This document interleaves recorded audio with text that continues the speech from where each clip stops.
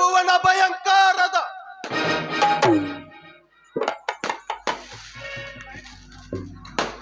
ಲಂಕೇಶ್ವರ ದಶಕಂಠ ರಾವಣ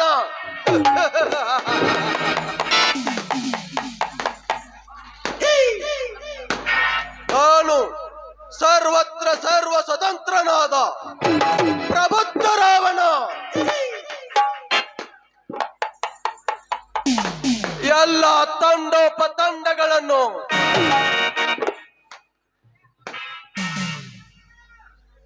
ಚಂಡಾಡಬಲ್ಲ ಪ್ರಬುದ್ಧ ರಾವಣ.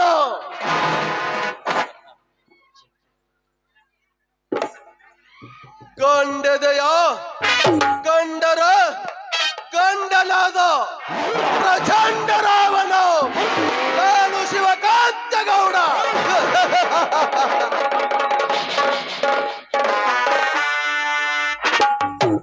ಸೂಳೆಯರಿಗೆ ಸರದಾರನಾಗಿ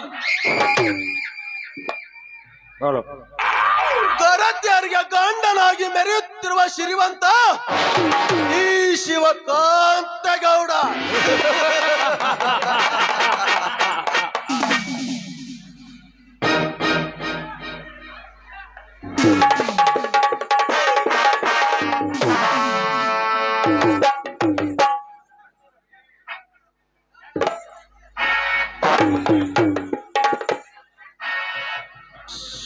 ಬೆಟ್ಟದ ಹುಲಿಯಂತೆ ಗರ್ಜಿಸಿ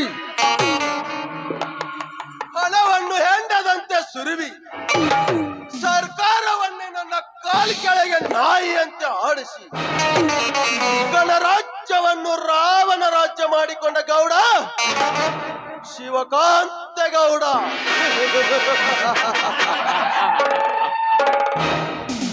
ಅಂದಮೇಲೆ ನನ್ನನ್ನು ಎದುರು ಹಾಕಿಕೊಳ್ಳವನು ಯಾವನಿದ್ದಾನೆ ಮೂಡ. BA ಪದವಿ ಮುಗಿಸಲು ನನ್ನ ಹತ್ತಿರ 5,000 ಸಾಲ ಮಾಡಿ ಫಸ್ಟ್ ಕ್ಲಾಸ್ ನಲ್ಲಿ ಪಾಸ್ ಆಗಿ ಲಂಚ ಕೊಡಲಾಗದೆ ಮನೆಯಲ್ಲಿ ಕುಳಿತಿರೋ ಬಡಪಾಯಿ ಶಶಾಂಕ ನಿನಗೆ ಎಲ್ಲಿಂದ ಬರಬೇಕು 5,000?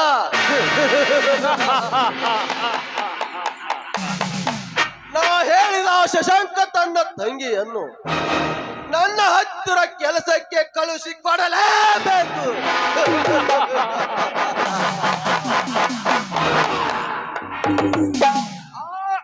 ಆಗ ಬಡವನ ತಂಗಿಯನ್ನು ನನ್ನ ಬಾಹು ಬಂಧನದಲ್ಲಿ ಬಿಗಿದಪ್ಪಲೇಬೇಕು.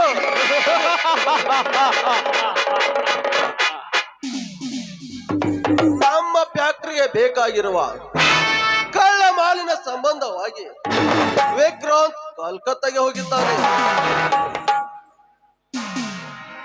ನನ್ನ ಬಲಗೈ ಬಂಟನಾಗಿ ಅಷ್ಟೇ ಏಕೆ ನಾನ್ ಸ್ವಂತ ಮನೆಯಲ್ಲಿ ಇರುವ ವಿಕ್ರಾಂತನಿಗೆ ಈ ಮನೆಯಲ್ಲಿ ಮನ ಬಂದಂತೆ ಕುಣಿಯಲಿಕ್ಕೆ ಸ್ವಾತಂತ್ರ್ಯ ಕೊಡಲೇಬೇಕು.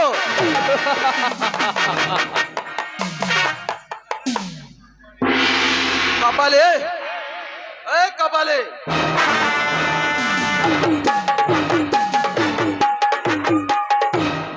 ನಾನ್ ಬರುವವರೆಗೆ ಮಾತ್ರ ಬೇರೆಯವರವ. ನಾನ್ ಬಂದ ಮೇಲೆ ಈ ಕಪಾಲಿದೆ ಹವ. ಕಪಾಲಿ, ಆ ರವಿರಾಜನ ಕತೆ ಹೇಳಿದ್ಯಲ್ಲ, ಏನ್ ಮಾಡ್ದೆ?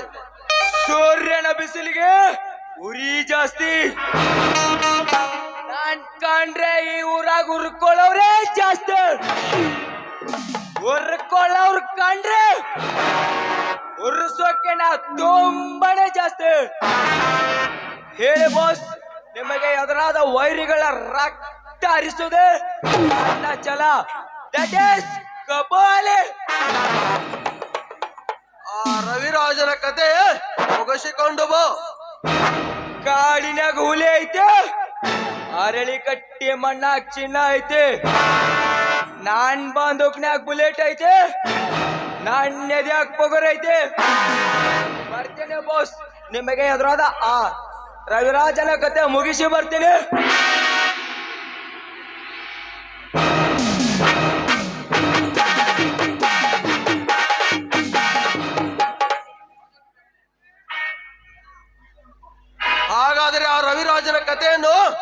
ಮುಗಿಸಿಕೊಂಡು ಬಾ. ನೀವು ಬೆಂಕಿ ಆದ್ರೆ ನಾ ಬರಸಿಡಿಲಾಗ್ತೇನೆ, ನೀವು ಬಿರುಗಾಳಿ ಆದ್ರೆ ನಾ ಸುನಾಮಿ ಸುಂಟರಗಾಳಿ ಆಗ್ತೇನೆ, ನೀವು ಸಿಂಹ ಆದ್ರೆ ನಾ ಹುಲಿ ಆಗ್ತೇನೆ. ವೈರಿ ರುಂಡ ತಂದು ನಿಮ್ಮ ಪಾದದ ಮೇಲೆ ಇಡ್ತೀನಿ. That is Kapali. वादा में पैदा नहीं है, गुंडागिरी में पैदा हो. शिवकांत गोरे अभी पिक्चर बाकी है. इधे ಈ ಕಪಾಲಿಯ ಶತದ ಬರ್ತೀನಿ ಗೌಡ್ರೆ, ಬರ್ತೀನಿ.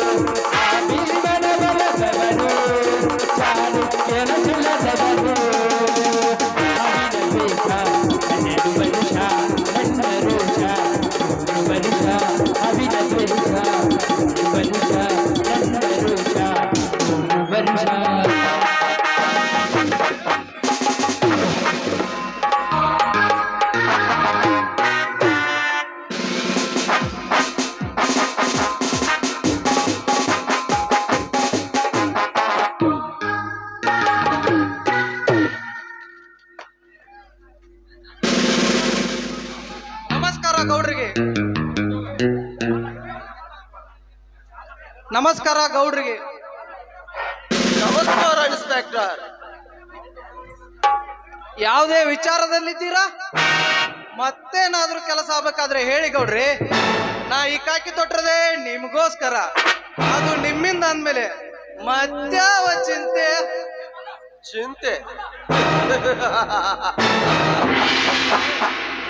ಸೂರ್ಯಕಾಂತ್, ಚಿಂತೆ ಎಂಬ ಚಿತೆಯು ನನ್ನ ತಂದೆಯ ಪಾರ್ಥಿವ ಶರೀರದೊಡನೆ ಸೊಟ್ಟು ಬೂದಿಯಾಗಿದೆ. ಸಿರಿತನದ ಸಾಗರದಲ್ಲಿ ಅಂದದ ಅರಮನೆ ಕಟ್ಟಿಸಿ ಶೃಂಗಾರದ ಸಿಂಹಾಸನದ ಮೇಲೆ, ರತ್ನದ ಮಂಚದ ಮೇಲೆ, ಗಾದೆ ಎಂಬ ಸೋಳೆಯರ ಮೇಲೆ ಬಿದ್ದು ಸುಖ ಸೇವ ಸರ್ದಾರ ಈ ಶಿವಕಾಂತ್ ಗೌಡನಿಗೆ ಚಿಂತೆ. ಸೂರ್ಯಕಾಂತ್, ನಿನ್ನಿಂದ ನನಗೇನಾದ್ರೂ ಕೆಲಸ ಆಗಬೇಕಿದ್ದರೆ ನಾನೇ ಕರೆಸಿಕೊಳ್ಳುತ್ತೇನೆ. ಈಗ ನಿನಗೇನಾದ್ರೂ ಕೆಲಸವಿದ್ದರೆ ನೋಡಿಕೋ. ನನ್ನ ಎಲ್ಲ ಕೆಲಸ ಮುಗಿಸಿಯೇ ಇಲ್ಲಿಗೆ ಬಂದಿರುವೆ ಗೌಡ್ರಿ. ಅದಿರ್ಲಿ, ವಿಕ್ರಾಂತ್ ಎಲ್ಲಿ ಕಾಂತಾನೇ ಇಲ್ಲ? ಅವನು ಬೆಂಗಳೂರಿನಲ್ಲಿರುವ ಫ್ಯಾಕ್ಟರಿ ಸಾಮಾನು ಖರೀದಿಗಾಗಿ ಕಲ್ಕತ್ತಾಗೆ ಹೋಗಿದ್ದಾನೆ. ಅವನಿಲ್ಲದೆ ನನಗೆ ಏನೋ ಕಳೆದುಕೊಂಡಂತಾಗಿದೆ ಸೂರ್ಯಕಾಂತ್. ಅಷ್ಟೊಂದು ಭಾರವಾಗಿದೆಯಾ ಅವನ ನಿಷ್ಠೆ? ಸೂರ್ಯಕಾಂತ್, ನಿಷ್ಠೆಯಿಂದ ಕೆಲಸ ಮಾಡುವ ಆಳು ಎಂದು ನೀ ತಿಳಿದಿರಬಹುದು. ಅದು ನಿನ್ನ ತಪ್ಪು ಕಲ್ಪನೆ. ವಿಕ್ರಾಂತ್ ನನ್ನ ಮಗ ಅಥವಾ ತಮ್ಮನ ಸಮಾನ. ಒಟ್ಟಿನಲ್ಲಿ ಹೇಳಬೇಕೆಂದರೆ ವಿಕ್ರಾಂತನಿಗೆ ಈ ಮನೆಯಲ್ಲಿ ಅರ್ಧ ಹಕ್ಕು ಮೀಸಲಾಗಿದೆ. ಏಕೆಂದರೆ ಅವನು ನನ್ನ ಬಲಗೈ ಬಂಟ. ಅಷ್ಟೇ ಏಕೆ, ವಿಕ್ರಾಂತನ ಆಯುಧ. ಅಂದರೆ ನಿಮ್ಮ ಮಾತಿನ ಅರ್ಥ ವಿಕ್ರಾಂತ್ ನಿಮ್ಮ ಆಯುಧ, ನಾನು ಹೀಗೇಕೆ ಮನಸ್ಸು ಮುನಿಸಿಕೊಳ್ಳುವೆ ಸೂರ್ಯಕಾಂತ್? ನೀನೇನು ಹೊರಗಿನವನೇ? ನೀನೇ ಹೀಗೆ ತಪ್ಪು ತಿಳಿದರೆ ಸಾವಿರಾರು ಜನ ನಮ್ಮ ಕೈಯಲ್ಲಿರುವಾಗ ಅವರು ಹೀಗೆ ತಿಳಿದರೆ ನೋಡು ಸೂರ್ಯಕಾಂತ್, ನಿನ್ನ ಬಗ್ಗೆ ನನಗೇನು ಕೆಟ್ಟ ಅಭಿಪ್ರಾಯಗಳಿಲ್ಲ. ನಿನ್ನಿಂದಲೇ ಅಲ್ಲವೇ ನಮ್ಮ ಎಲ್ಲ ಕೆಲಸಗಳು ಕಪಟಕಾರಿಗಳು ಯಶಸ್ವಿ ಆಗ್ತಿರೋದು. ಸುಮ್ಮನೆ ತಮಾಷೆಗೆ ಅಂದಿ ಬಿಡಿ ಗೌಡ್ರಿ, ನಿಮ್ಮ ಸ್ವಭಾವ ನನಗೆ ಗೊತ್ತಿಲ್ಲವೇ?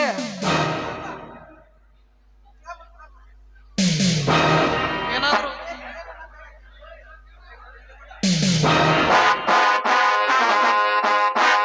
Very good Suryakant. ಏನಾದರೂ ಕೋಲ್ಡ್? ಎಸ್ ಗೌಡ್ರಿ, ಗೌಡ್ರ ಮನೆಗ್ ಬಂದ್ಮೇಲೆ ಸುಮ್ಮನೆ ಹೋಗಕ್ ಆಗತ್ತಾ? ಶೆಟ್ಟಿ ಬೇಕೇ ಬೇಕು ಗೌಡ್ರಿ. ಶೆಟ್ಟಿ, ಲೇ ಶೆಟ್ಟಿ,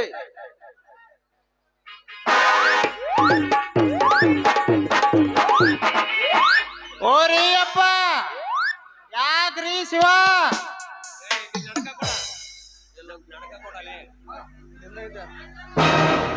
ಆಗ್ಲೇ ಶೆಟ್ಟಿ, ಒಳಗಡೆ ವಿಸ್ಕಿ ಬಾಟ್ಲಿ ಇದೆ, ತೆಗೆದುಕೊಂಡು ಬಾ. ಆಯ್ತ್ರಿ ಅಪ್ಪ, ತಗೊಂಬರ್ತೀನಿ.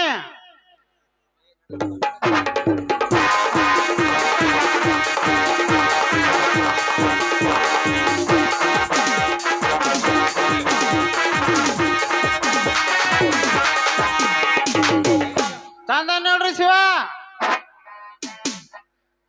ಸೂರ್ಯಕಾಂತ್, ಕಮನ್.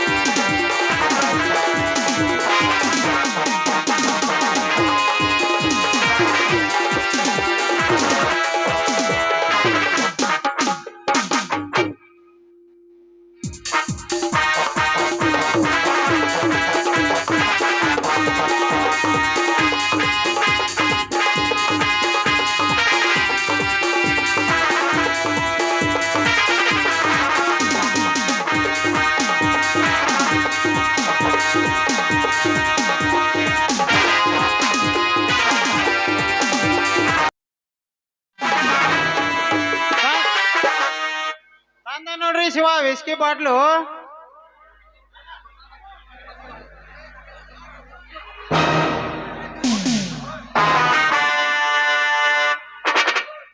ಸೂರ್ಯಕಾಂತ್, ಕಮನ್.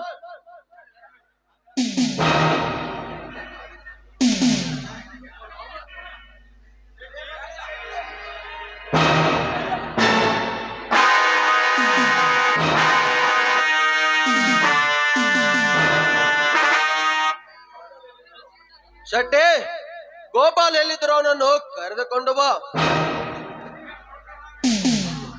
ಆಯ್ತ್ರಿ ಶಿವ. ಏ ಗೋಪ್ಯ ಬಂದಂಗ ನೋಡ್ರಿ. ಯಾಕೋ ಮಗನ ಶೆಟ್ಟಿ ಗೋಪಿ ಅನ್ನತಿಲ್ಲ?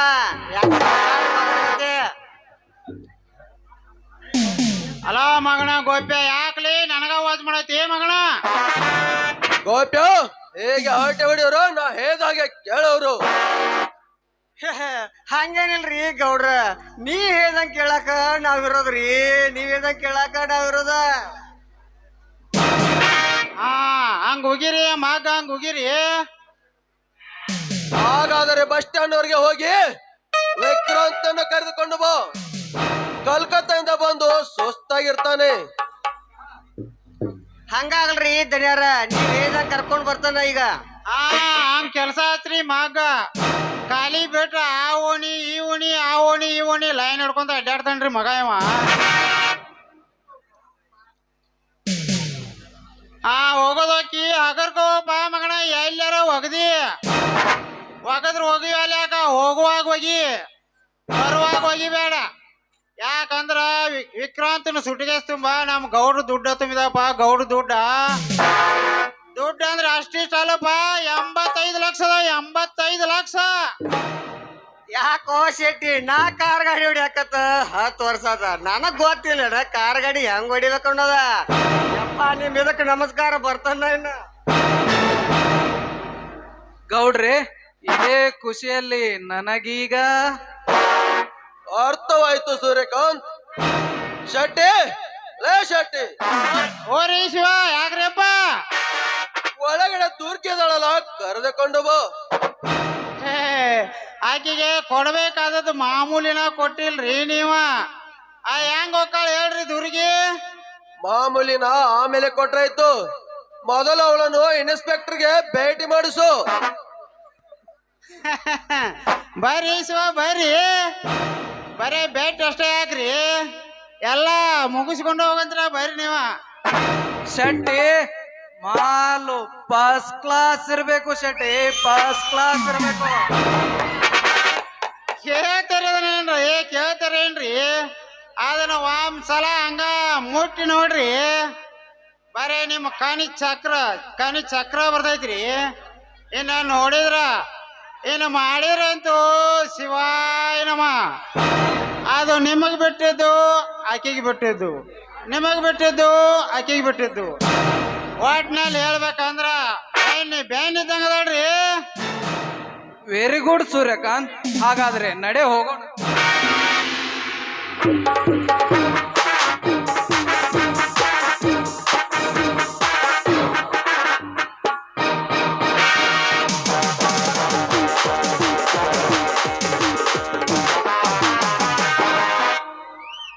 ನಮಸ್ಕಾರ ಶಿವಕಾಂತ್ ಗೌಡರಿಗೆ. ಯಾರು? ಓಹೋ, ರವಿರಾಜ್, ಬರಬೇಕು ಬರಬೇಕು. ನಿಮ್ಮಂತವ್ರಿಗೆ ಸದಾ ಕಾಲ ತೆರೆದಿರುತ್ತದೆ ನಮ್ಮ ಮನೆಯ ಬಾಗಿಲು. ಅದು ಅಲ್ಲದೆ ಹಣವಿಲ್ಲದ ಮನುಷ್ಯ, ನೀರಿಲ್ಲದ ಬಾಯಾರಿದಂತಾಗಿದೆ ನಿನ್ನ ಸ್ಥಿತಿ. ಎಷ್ಟು ಬೇಕು ಕೇಳು, ನೀನು ಕೇಳಿದಷ್ಟು ಸಾಲ ಕೊಡಲು ಸದಾ ಸಿದ್ಧ. ಏ ಶಿವಕಾಂತೇಗೌಡ. ಸಾಲ ಕೇಳಲು ಬಂದಿಲ್ಲ ಗೌಡ, ಸಾಲ ತೀರಿಸಲು ಬಂದಿರುವೆ. ಸಾಲವನ್ನು ಸರಾಯಿಯಂತೆ ಸೋರೆ ಮಾಡಿ ಸಿಕ್ಕ ಸೂಳೆಯರಿಗೆ ಸೆರೆಗಾದ ಸಾಹುಕಾರ ಈ ಶಿವಕಾಂತೇಗೌಡ. ಅಂದ ಮೇಲೆ ನನ್ನ ಮನೆಗೆ ಬರೋರೆಲ್ಲರೂ ಭಿಕ್ಷೆಗಾಗಿ ಅಂದು ಭಾವಿಸಿರಲಿ ತಪ್ಪೇನಿದೆ? ಕಾಂತೇಗೌಡ, ಬಾಯಿ ಬಿಗಿ ಹಿಡಿದು ಮಾತನಾಡು. ಪರಿಸ್ಥಿತಿ ಗಂಭೀರವಾದಿತ್ತು. ಎಚ್ಚರ. ಅಕ್ಷರ ಸರ್ಕಾರವನ್ನೇ ನಡುಗಿಸಿ ಸಮಾಜವನ್ನು ಹೆದರಿಸಿದ ಈ ಶ್ರೀಮಂತ ಶಿವಕಾಂತ್ ಗೌಡನಿಗೆ ಎಚ್ಚರ. ಅದಿರಲಿ, ಸಾಲ ತೀರಿಸಲು ಎಂದು ಹೇರುವೆಲ್ಲ. ನೀನು ನನ್ನ ಹತ್ತಿರ ವ್ಯವಹಾರವನ್ನೇ ಇಟ್ಟುಕೊಂಡಿಲ್ಲ, ಅಂದ್ಮೇಲೆ ತೀರಿಸುವುದಾದ್ರು ಯಾವ ಸಾಲ? ನಾನು ಸಾಲ ತೀರಿಸಲು ಬಂದಿದ್ದು ನನ್ನ ಗೆಳೆಯನ ಸಾಲ. ಅಂದರೆ ಓಹೋ, ಶಶಾಂಕನ ಸಾಲ. ಮೆಚ್ಚಬೇಕಾದುದೇ ನಿಮ್ಮ ಸ್ನೇಹ. ಅಂದರೆ ಅವನು ತನ್ನ ತಂಗಿಯನ್ನು ನನ್ನ ಮನೆಗೆ ಕೆಲಸಕ್ಕೆ ಕಳಿಸನೆಂದು ಹೇಳಿದ್ನಲ್ಲ. ಗೌಡ, ಬಾಯಿ ಬಿಗಿ ಹಿಡಿದು ಮಾತನಾಡು. ಬಡವರೆಂದು ಬಾಯಿಗೆ ಬಂದಂತೆ ಹೊಗಳಿದರೆ ನನ್ನ ಕೋಪ ವಿಕೋಪಕ್ಕೆ ಹೋಗುವುದು ಚೋಕೆ. ನೀನು ಅನ್ಯಾಯದಿಂದ ಹಣವಂತನಾಗಿ ಮೆರೆತಿರಬಹುದು, ಆದರೆ ಕಷ್ಟಪಟ್ಟು ಶ್ರಮಪಟ್ಟು ಶ್ರೀಮಂತರಾದವರಿದ್ದಾರೆ ಸಮಾಜದಲ್ಲಿ. ನಿನ್ನ ಹಾಗೆ ಹೇಸಿ ಕೆಲಸ ಮಾಡಿ ಬಡವರ ಕಣ್ಣಲ್ಲಿ ನೀರು ಸುರಿಸಿ ಬಣ್ಣರೆಣಿಸಿಕೊಳ್ಳುವ ಷಂಡರು ನಾವಲ್ಲ. ದುಡಿತವೇ ದುಡ್ಡಿನ ತಾಯಿ ಎಂದು ಭೂತಾಯಿಯನ್ನು ನಂಬಿ ದುಡಿಮೆ ಮಾಡುವ ರೈತರು ನಾವು. ನಿನ್ನ ಹಾಗೆ ಹೇಸಿ ಕೆಲಸ ಮಾಡಿ ಬಣ್ಣರೆಣಿಸಿಕೊಳ್ಳುವ ಷಂಡರು ನಾವಲ್ಲ. ಭೂತಾಯಿಯನ್ನು ಮರೆತ ತಾಯಿ ಗಂಡ ನೀನು. ರಾಜು, ಬಾಯಿ ಬೆಗೆ ಹಿಡಿದು ಮಾತನಾಡು. ಶಶಾಂಕ್ ನನಗೆ ಕೊಡಬೇಕಾಗಿರೋದು 5,000ವಲ್ಲ, 15,000. ಸಾಲ ತೀರಿಸಲು ಬಂದು ಬಿಟ್ಟ ದಾನಶೂರ ಕಾರಣ. ಗೌಡ, ನೀನು ನನ್ನ ಗೆಳೆಯ ಶಶಾಂಕನಿಗೆ ಕೊಟ್ಟಿದ್ದು ಕೇವಲ 5,000. ಅಸಲು ಬಡ್ಡಿ ಸೇರಿಸಿ 15,000 ಸಾಲ. ಅದಕ್ಕೆ ಅವನು ಮಾಡಿರುವ ಈ ಸಹಿ ಈಗ ಹೇಳ್ತಲೇ ಭಿಕಾರಿ.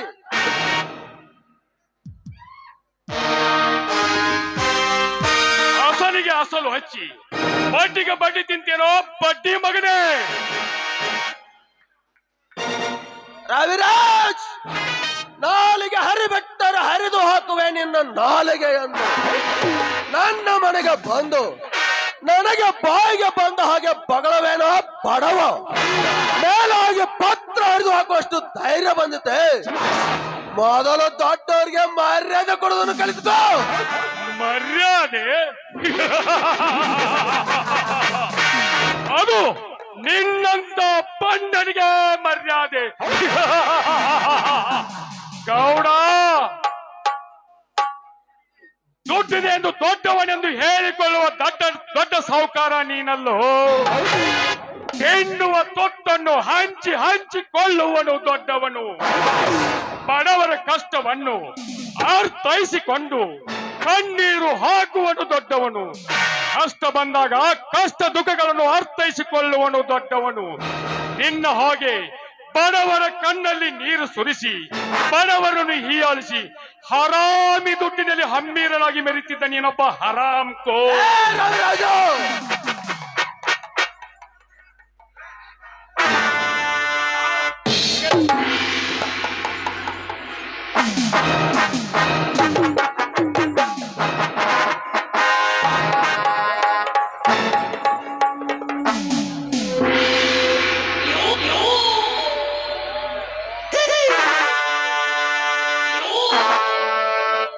ಇದೇನು ಗೌಡ್ರೆ, ಗಂಭೀರವಾಗಿ ನಡೆದಿದೆಯಲ್ಲ ವಾಗ್ವಾದ. ಬಾ ವಿಕ್ರಾಂತ್ ಬಾ, ಇದರ ಬಗ್ಗೆ ನೀನೇನು ತಲೆ ಕೆಡಿಸ್ಕೊಳ್ಬೇಡ. ಇದೆಲ್ಲ ಹಾಗೆ ಇದ್ದದ್ದೇ. ಕಲ್ಕತ್ತಾಯಿಂದ ಬಂದು ಸುಸ್ತಾಗಿರ್ತೀಯ, ಒಳಗಡೆ ಹೋಗಿ ರೆಸ್ಟ್ ತೆಗೆದುಕೋ. ಆಯ್ತು ಗೌಡ್ರೆ, ಆಯ್ತು, ನೀವು ಹೇಳಿದಂತೆ ಆಗಲಿ. ಒಂದು ವೇಳೆ ವಿಷಯ ಏನಾದರೂ ದೀರ್ಘಕ್ಕೆ ಹೋದಿದ್ದೇ ಆದರೆ ಜಸ್ಟ್ ಮಿಸ್ ಕಾಲ್.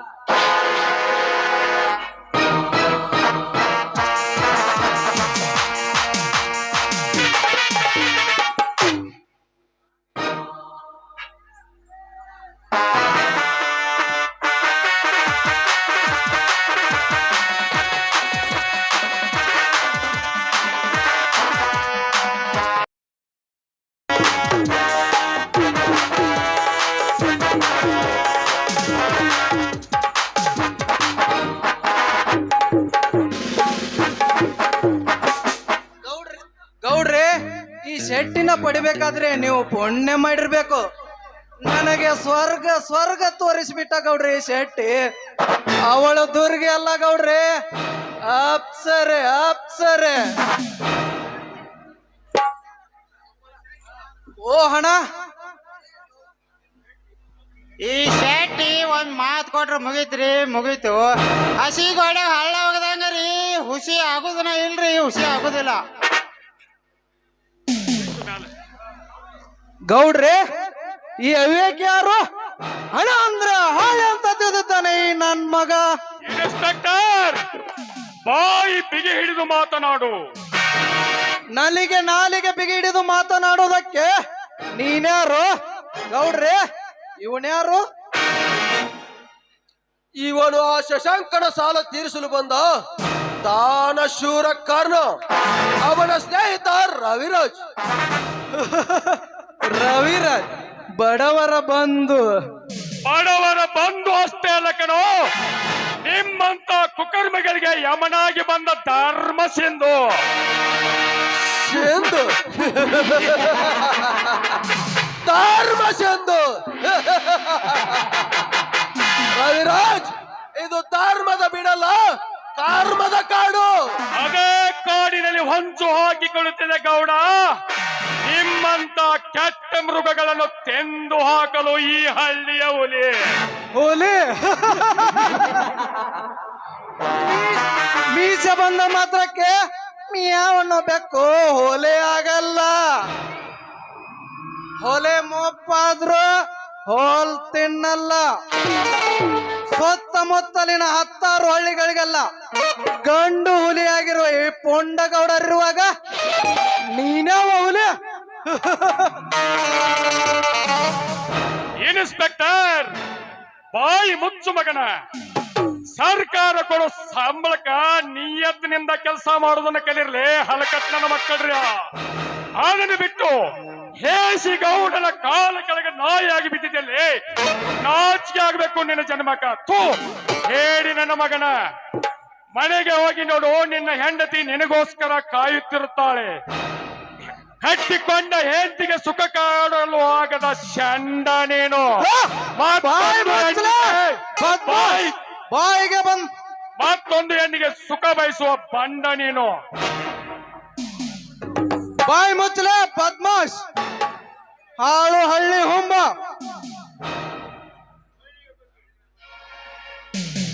ಈ ಹಳ್ಳಿಯ ಬಗ್ಗೆ ಅಷ್ಟೊಂದು ಕೇವಲ ಮಾತನಾಡಬೇಡ ಇನ್ಸ್ಪೆಕ್ಟರ್. ಭಾರತದ ಸ್ವತಂತ್ರಕ್ಕಾಗಿ ತನ್ನ ಪ್ರಾಣವನ್ನೇ ಪಣಕ್ಕಿಟ್ಟ ಸಂಗೊಳ್ಳಿ ರಾಯಣ್ಣ ಹುಟ್ಟಿದ್ದು. ಅದೇ ರೀತಿಯಾಗಿ ಭಾರತದ ಸ್ವತಂತ್ರಕ್ಕಾಗಿ ತನ್ನ ಪ್ರಾಣವನ್ನು ಪಣಕ್ಕಿಟ್ಟು ಚೋಳಗುಡ್ಡದ ಶಿವಬಸಪ್ಪ ಹುಟ್ಟಿದ್ದು. ಅದೇ ರೀತಿಯಾಗಿ ನರಗುಂದದ ಬಂಡಾಯದಲ್ಲಿ ರೈತರ ಚಳವಳಿಗಾಗಿ ಪೊಲೀಸರ ಗುಂಡಿಗೆ ಬಲಿಯಾದ ಚಿಕ್ಕ ನರಗುಂದದ ಈರಪ್ಪ ಹುಟ್ಟಿದ್ದು.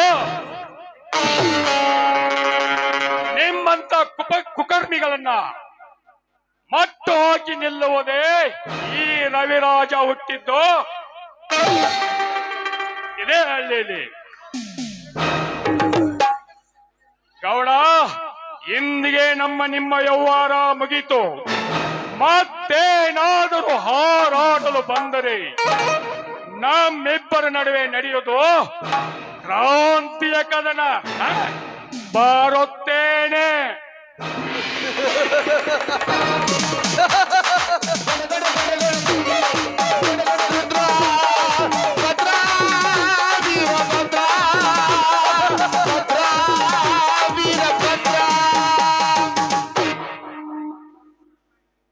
ಹೋಗು ಬಡಪಾಯಿ ಹೋಗು. ನಿನ್ನಂತ ಕ್ಷೊಲ್ಲಕ ಮರಿಗೆ ಹೆದರುವ ಹೇಳಿ ಅಲ್ಲ ಏ ಶಿವಕಾಂತಗೌಡ.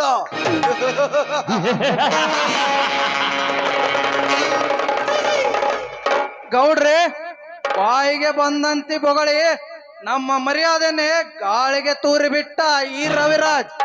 ಇದಕ್ಕೆ ನಾವು ಮುಂದೆ ಉಪಾಯ ಹುಡುಕಲೇಬೇಕು.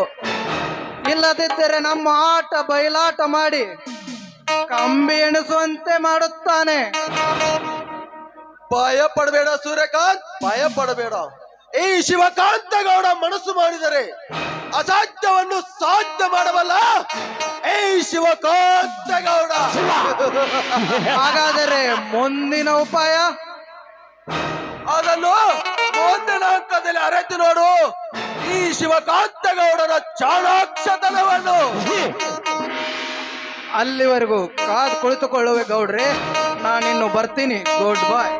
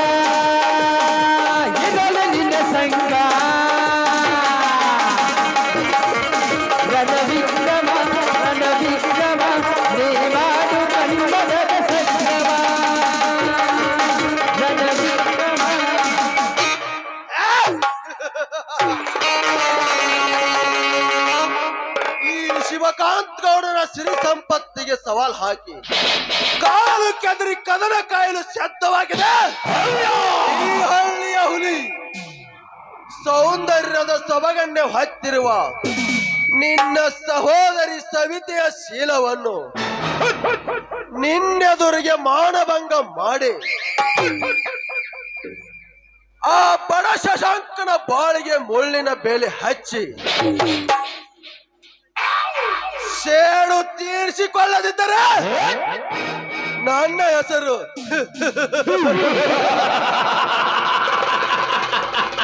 ಶಿವಕಾಂತ್ ಗೌಡನೇ ಅಲ್ಲ.